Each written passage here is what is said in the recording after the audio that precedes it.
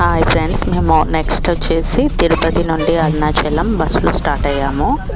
Tirupati bus స్టాండ్కి వచ్చేసి అక్కడ అరుణాచలం బస్సు ఎక్కాము. ఇది వచ్చేసి 235 ఈచ్ కాస్ట్. అక్కడికి వెళ్ళాక రూమ్ తీసుకున్నాం. ఇక్కడ అయితే అసలు నాకు కొంచెం చాలా కన్నింగ్ అనిపించింది రూమ్ విషయంలో.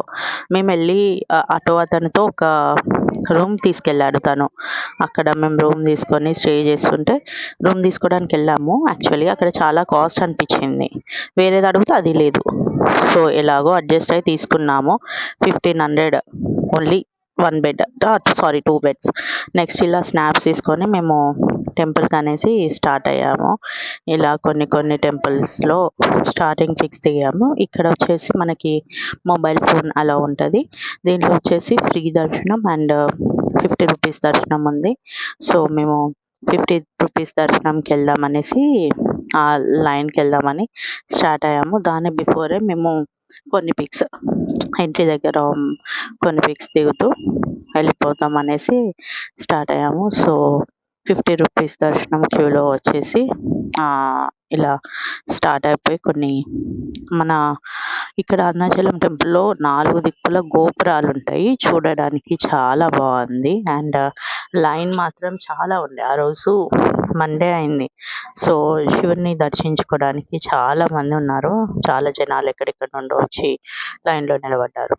సో మాకు వచ్చేసి ఈజీగా 3 అవర్స్కి ఎక్కువ పట్టింది దర్శనంకి. మేము గిరి ప్రదక్షిణ ఏం చేయలేదు, డైరెక్ట్ దర్శనంకి వెళ్ళిపోయాము.